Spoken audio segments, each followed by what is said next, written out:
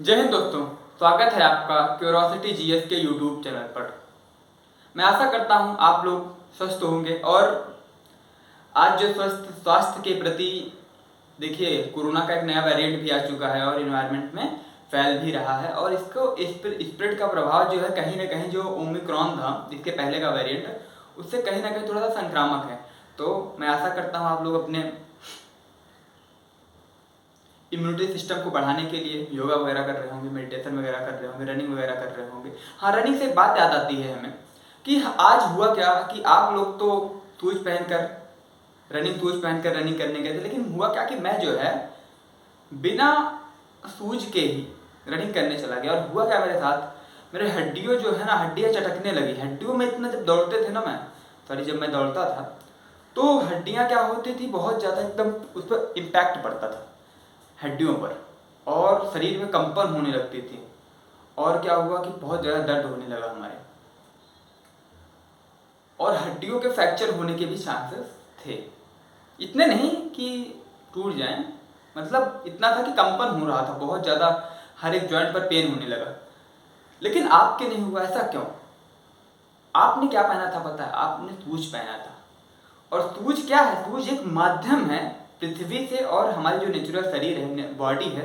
Shoes क्या माध्यम है? बॉडी और पृथ्वी को संपर्क में लाने के, मतलब आपको पृथ्वी से जोड़ने के लिए शूज का उपयोग किया जाता है। माध्यम है वो आपका संपर्क पृथ्वी से कराने के लिए। अब प्रश्न ये उठता है कि आप शूज पहने थे, आपके साथ ये सारे इम्पैक्ट प्रभाव नहीं पड़े, आखिर क्यों?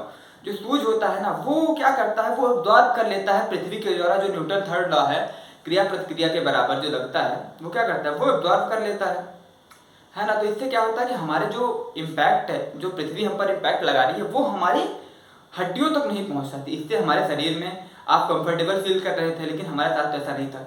जो कंफर्टेबल फील होने का मतलब ये था कि सूझ क्या है, सूझ सारी चीज़ों को एब्जॉर्ब कर रहा है। किन चीज़ों को? कंपन को, है ना, और कंपन को एब्जॉर्ब कर रहा है, इम्पैक्ट प्रभाव को एब्जॉर्ब कर रहा है। अब हम बात करते हैं कि जो हमने इस भूमिका को बनाया है, इसका तात्पर्य क्या है, आखिर हम किस टॉपिक पर बात करने वाले हैं? तो हम बात करने वाले हैं टायर के बारे में। एक गाड़ी होती है, आप व्हीकल देखिए, 4 व्हीलर 2 व्हीलर, तो क्या होता है उसमें टायर लगा होता है, पता है आपको? तो टायर क्या है? टायर एक माध्यम है जो उस गाड़ी को सतह से या रोड से क्या करती है, संपर्क करती है। टायर क्या है?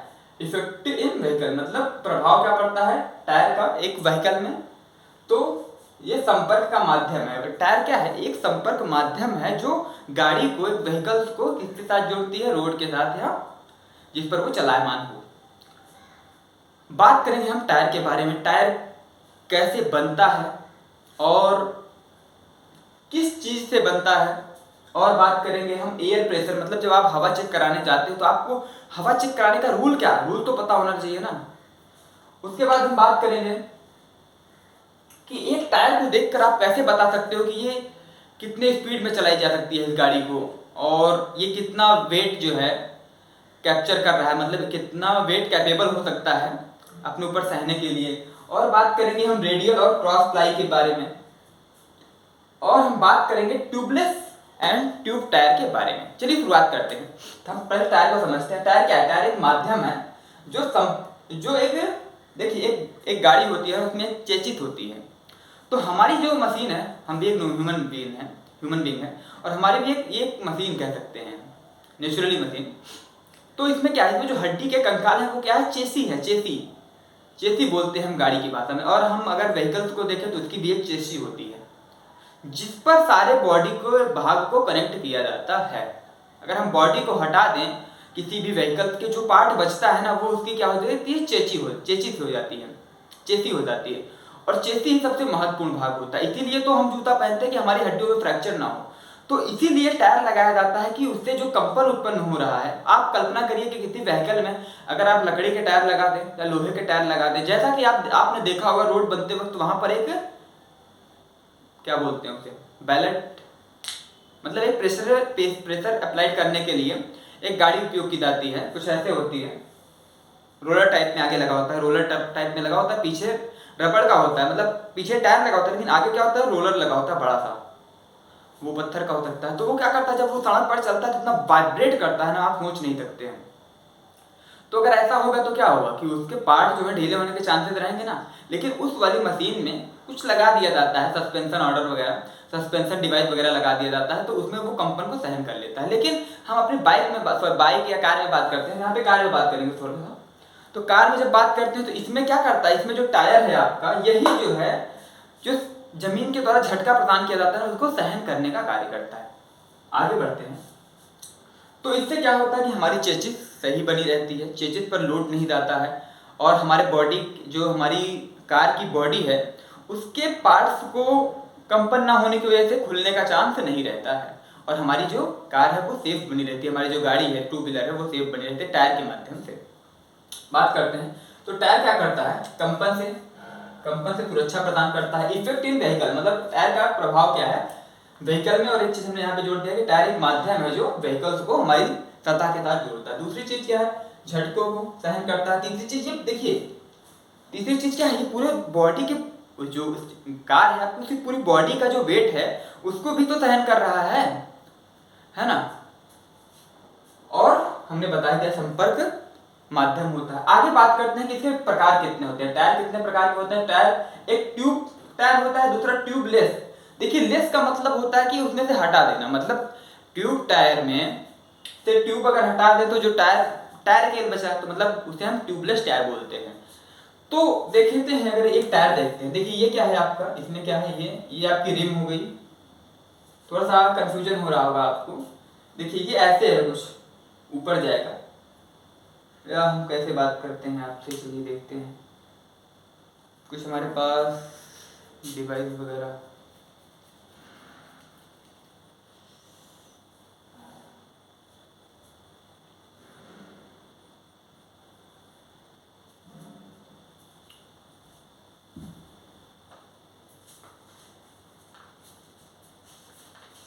ये देख रहे हैं आप लोग, ये मान लीजिए ये रिम है, ये वाली क्या है, ये लाल जो पोर्शन है ये रिम है। मैं पता मैं कैसे दिखा रहा हूँ आपको, ये ऐसा है, मतलब ये यहाँ पे देखिए, ये आपका टायर हो गया, ये आपकी मतलब ये मान लीजिए रिम हो गई आपकी, ये रिम है, तो टायर ऐसे लगेगा तो ऐसे ही तो आएगा। मान लीजिए यहाँ पे हमें टायर लगाना हो, यहाँ पे ऐसे राउंडली, मान लीजिए हमें राउंडली टायर लगाना, तो ऐसे ही तो दिखेगा। देखिए आप फ्रंट व्यू से देखेंगे तो कैसे दिखेगा, ऐसे ही तो दिखेगा। और हमने कैसे बनाया है, ऐसे ही तो बनाया, ये गोला टाइप में हो गया, और ये आपकी रिम हो गई, समझ रहे हैं आप। तो बात करते हैं, देखते हैं, देखिए ये आपकी रिम हो गई। अब आप देखते हो हवा भरवाते हो तो यहाँ पर एक वाल लगा होता है, इसमें से हवा डाला जाता है ना। आगे देखते हैं, ये रिम हो गई आपकी। दूसरा जो अंदर के वाला ब्लैक वाला भाग दिखाई दे रहा है, ये क्या है, आपकी ट्यूब है। हम अभी ट्यूब टायर की बात कर रहे हैं। और ये क्या है आपका पूरा, ये आपका टायर है। और देखे होंगे टायर में घर्षण बनाने के लिए, घर्षण लगने के लिए पृथ्वी के द्वारा उस पर क्या बनाए जाते हैं, खांचे बना दिए जाते हैं। टायर में देखे होंगे आप, उसमें खांचे बने होते हैं बड़े बड़े। आप ट्रैक्टर देखोगे तो उसमें खांचे बने होते हैं, उसे हम क्या बोलते हैं, ट्रेड बोलते हैं। देखिए अगर हम ट्यूब टायर में से यही हटा दें, क्या हटा दें, ट्यूब को हटा दें, तो ये क्या होगा, ट्यूबलेस टायर हो गया। तो टायर दो तरीके के, ट्यूबलेस और ट्यूब टायर। अब हम बात करते हैं कि इसमें से अच्छा कौन सा है। देखिए ट्यूबलेस टायर की तुलना हम कर रहे हैं किससे, ट्यूब टायर से। तो ट्यूबलेस टायर के लाभ क्या है ट्यूब टायर की अपेक्षा। ट्यूबलेस टायर के लाभ देखो, पंचर हो जाने पर ट्यूब टायर क्या होता है, ट्यूब टायर में हवा जल्दी निकल जाती है पंचर हो जाने पर। लेकिन जो हमारा ट्यूबलेस टायर होता है उसमें क्या होता है कि देखिए ट्यूब तो है नहीं, अगर कोई कील उसमें घुसा तो वो तो एक टायर का पार्ट हो गया ना। अगर वो निकल गया तो उसमें से हवा निकलेगी नहीं, तो अगर कील घुस गया, अगर लीक नहीं कर रहा है तो वो टायर का पार्ट बन गया तो हवा नहीं निकलेगी। मतलब पंचर होने पर हवा धीरे धीरे निकलती है। दूसरी चीज तेज गति, जब तेज गति से आप चल रहे हो तो अगर पंचर हो जाता है तब भी धीरे धीरे निकलती है। दूसरी चीज इसमें वेट, इसका वेट कम होता है। देखो ट्यूब निकालोगे जाहिर सी बात है इसका वेट कम हो जाएगा, क्योंकि यहाँ पर एक पार्ट कम हो गया ना ट्यूब टायर से, ट्यूब का कम हो गया तो क्या होगा, वेट कम हो जाएगा। यहाँ पे नीचे ला, इसका मतलब क्या है कि कम हो गया। शीतलंदर देखिए, एक चीज यहाँ पे क्या था, यहाँ पे आपकी ट्यूब थी। ट्यूब क्या होती है, वैसे कुचालक होती है किसकी, ऊष्मा की। ट्यूब क्या है, कुचालक है ऊष्मा की। लेकिन आपको पता है रिम किसकी बनी होती है। रिम वैसे तो कहीं कहीं स्टील वगैरह की बनाई जाती है, उसका कोई पार्ट मतलब अभी नाम नहीं याद आ रहा है वो किस मटेरियल की बनाई जाती है, लेकिन जिस मटेरियल की बनाई जाती है वो मटेरियल कौन सा होता है पता है? वो ऊष्मा का सुचालक होता है कहीं ना कहीं, है ना। तो ऊष्मा के सुचालक होने की वजह से देखिए इसमें तो क्या था, इसमें रिम लगी थी, तो उसकी शीतलन दर किसकी, ट्यूब टायर की जो शीतलन दर होती है वो कम होती है किसकी अपेक्षा, ट्यूबलेस टायर की, क्योंकि यहाँ पर हवा जो है, एयर जो भरी हुई है वो सीधे रिम के कांटेक्ट में, और रिम क्या है, रिम एक सुचालक है किसका, ऊष्मा का। तो शीतलन दर मतलब जैसे आप लंबे रूट पर जा रहे हैं तो क्या होता है कि उसकी जो एयर होता है ना, टायर में जो एयर भरी होती है ट्यूब में या टायर ट्यूबलेस टायर में एयर जो भरी होती है वो हीट होने की वजह से क्या होता है, प्रेशर बढ़ जाता है। तो इसमें क्या होता है कि आप लंबे रूट पे चलते वक्त शीतलन दर अधिक होने के कारण ऐसा कंडीशन नहीं आता कि टायर वगैरह फटने का चांसेस कम रहता है। फिर असेंबली देखिए सर, यहाँ पे क्या है कि यहाँ पे एक ट्यूब लगानी थी तो असेंबली ज़्यादा खतरनाक थी, खतरनाक मतलब टाइम ज़्यादा लगता था, टाइम टेकिंग असेंबली थी। लेकिन ये क्या है, असेंबली सी सरल है। फ्यूल की बात करते हैं तो इसमें फ्यूल भी कम लगता है, मतलब जिस गाड़ी में ट्यूबलेस टायर लगाया जाएगा उसमें आपकी जो फ्यूल की खपत होगी वो अपेक्षाकृत ट्यूब टायर के कम होगी, समझ रहे हैं हम। आगे बढ़ते हैं थोड़ा सा कि अब देखते हैं इसका निर्माण, कंस्ट्रक्शन कैसे किया जाता है। तो दो प्रकार से किया जाता है, दो तरीके से मतलब होता है, दो प्रकार होते हैं। एक होता है cross ply, cross back and cross back, दूसरा होता है रेडियल प्लाई। और देखिए यहाँ पर एक चीज आपको देखते हैं, यहाँ पे हम आपको एक अलग करते हैं थोड़ा सा, जो इसका स्ट्रक्चर, जो इसकी संरचना होती है ना, इसकी जैसे कोई यहाँ पे बेलनाकार तो है नहीं, शंकुकार तो है नहीं, लेकिन इसकी एक स्पेसिफिक संरचना है ना, ऐसे दिखता है। आपका फ्रंट व्यू तो आईटीओडी में आपको पाइप की तरह दिख जाएगा, लेकिन सॉरी हाँ जी, मतलब ये देखिए आप, इसमें आपको मान लो यही टायर है तो इसमें आपको फ्रंट व्यू दिख जाएगा। ये तो खोखला होना चाहिए ना टायर, समझ रहे हैं आप, खोखला होना चाहिए। हमारे पास कोई ऑब्जेक्ट नहीं है, मैं आपको दिखाता।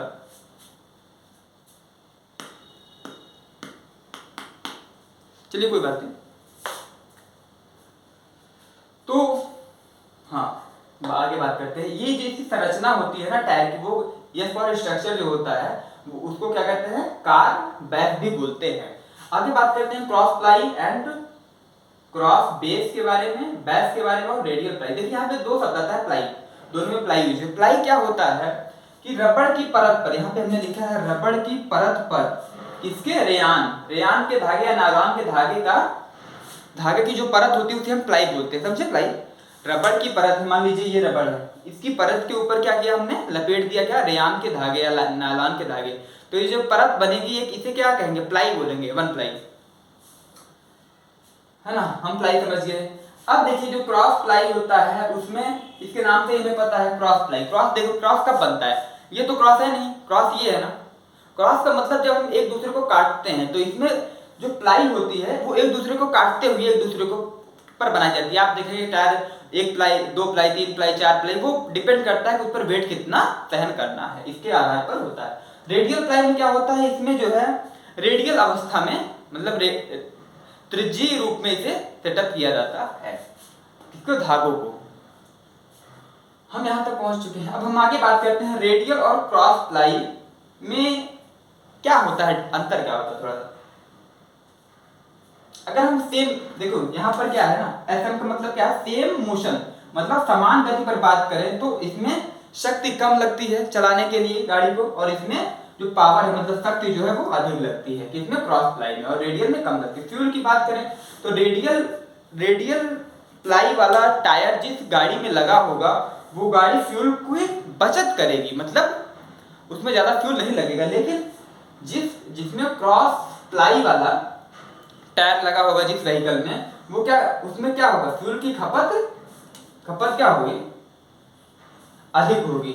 आगे बात करते हैं घिसने। देखिए जाहिर सी बात है जब कोई चीज चलेगा तो घिसेगा, आपका सूज भी घिस जाता है समय आने पर, है ना, समय समय पर मतलब धीरे धीरे घिसता रहता है। तो घिसने का क्या है कि ये कम घिसता है, जो रेडियल प्लाई वाला होता है वो कम घिसता है और क्रॉस प्लाई वाला अधिक घिसता है। फिर हम बात करते हैं सीए, कॉन्टेक्ट एरिया।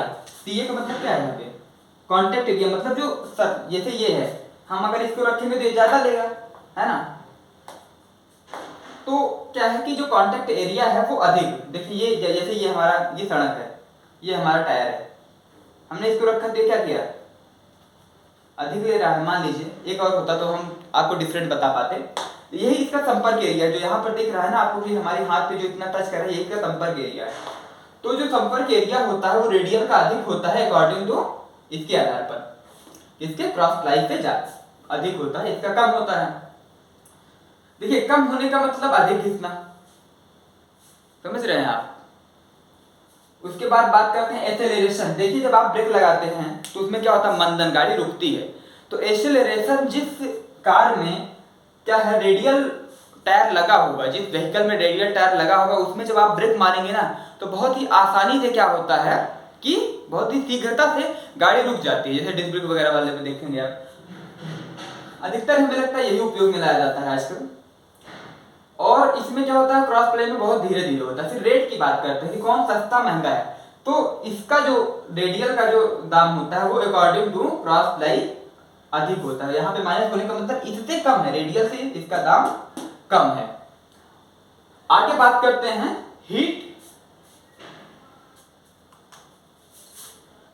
मतलब मोशन में जो हीट जनरेट होती है, एचएम का मतलब क्या है मोशन, एचएम का मतलब हीट, हीट जो जनरेट होती है मोशन में इसमें कम होती है, कि इसमें रेडियल वाले में कम होती है, समझ रहे हैं आप, रेडियल वाले में कम होती है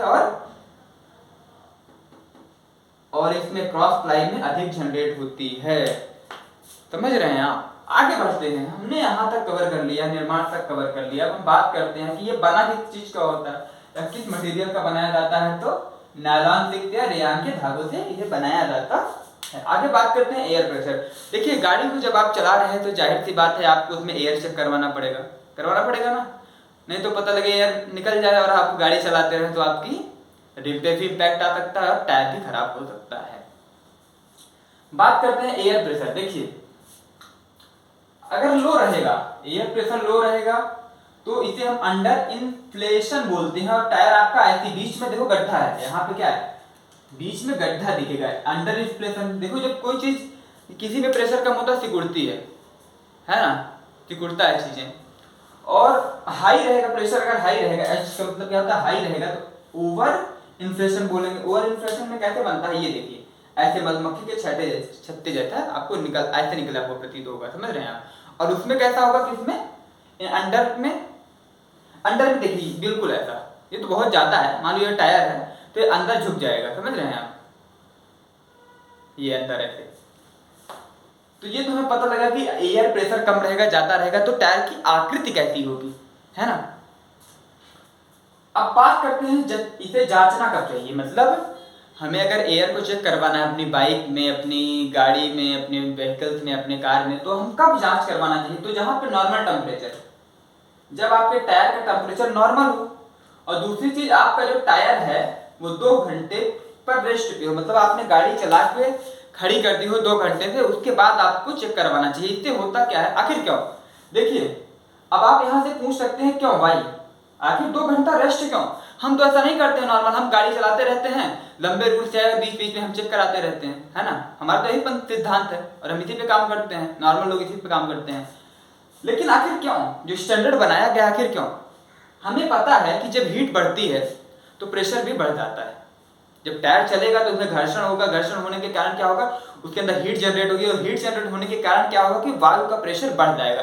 आप देखे होंगे कि लंबे रूट पर चलते चलते गाड़ियों के टायर फट जाते हैं, ट्रक वगैरह के टायर क्या होते हैं फट जाते हैं, वो इसी कारण से होते हैं कि जो लंबे रूट से चलते रहते हैं ना, तो होता क्या है कि उनमें धीरे धीरे क्या होता है कि हीट जनरेट होती है, क्योंकि घर्षण हो रहा है। जाए हम हाथों को मलते हैं, देखिए ठंडियों में आपने बहुत प्रयोग किया होगा हीट जनरेट हुई, आप भी करते देख सकते हैं, जनरेट हुई ना। तो जब हमारी सोचिए यार, जब गर्मियों में टायर जब एकदम हीट पे चल रहे हो तो क्या उनमें हीट जनरेट नहीं होगी, होगी।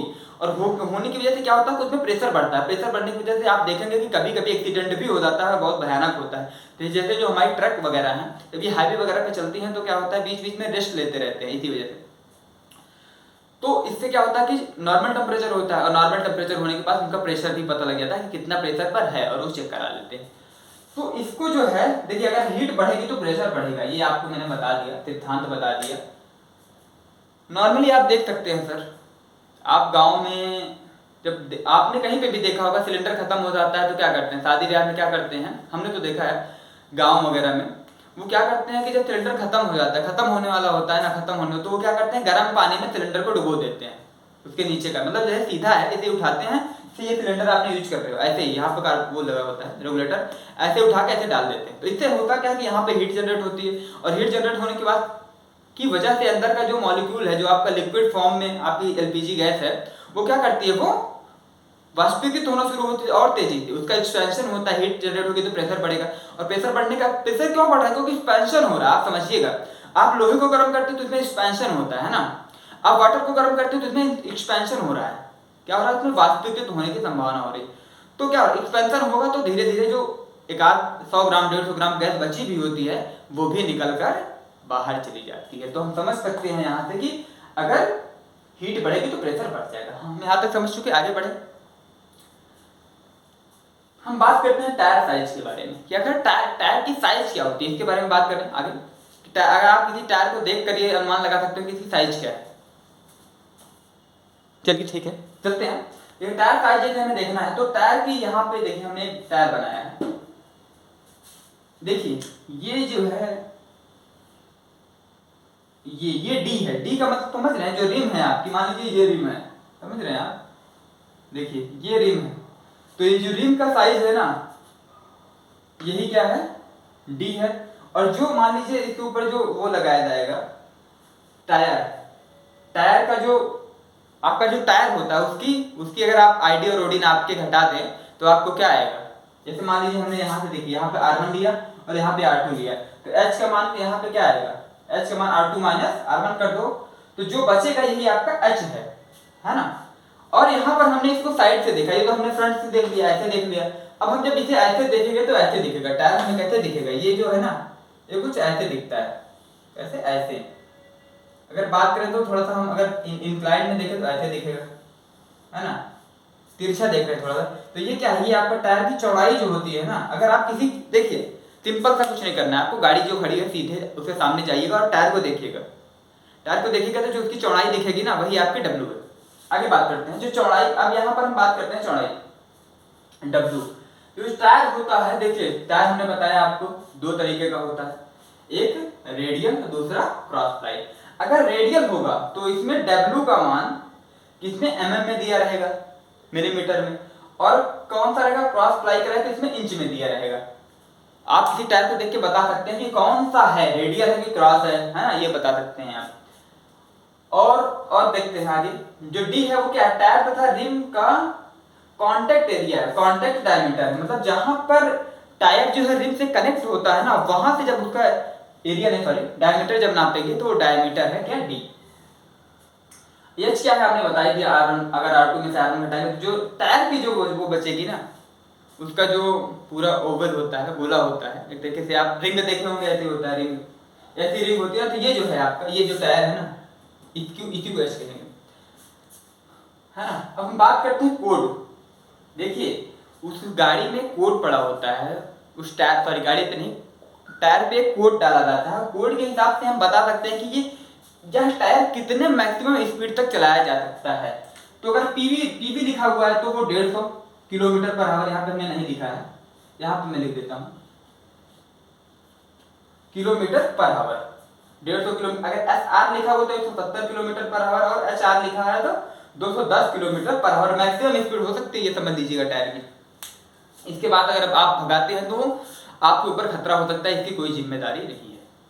देखिए ऐसा किसी के साथ ना हो, मैं आशा करता हूँ।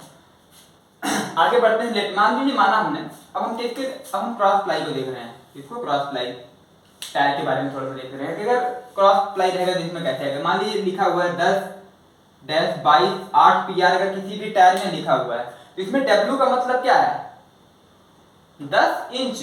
बात समझना यहाँ पे, डब्ल्यू क्या है, इंच में। देखिए जब हम किसी भी संख्या के ऊपर डबल लाइन खींच देते हैं ना, हल्की हल्की, जैसे मान लीजिए 10 लिखा हमने और यहाँ पर हल्का हल्का 2 लाइन खींच दी, तो ये इंच में हो गया, इसमें इंच में। तो ये क्या लिखा हुआ है, डब्ल्यू इंच में है, हमने बताया इंच में रहेगा तो कौन सी होगी, क्रॉस प्लाई। तो क्रॉस प्लाई है ना यहाँ पे, तो डब्ल्यू बराबर 10 इंच हो गया। और ये वाला क्या है आपका, D = 22 इंच हो गया। जो D है आपका, मतलब रिम का जो है डायमीटर, वो कितना हो गया आपका, 22 इंच हो गया। और 8 PR का मतलब समझ रहे हैं, 8 प्लाई का है, जो टायर है आपका वो कितने प्लाई का बना हुआ है, 8 प्लाई का बना हुआ। प्लाई हमने आपको बता ही दिया। आगे देखते हैं रेडियल के बारे में।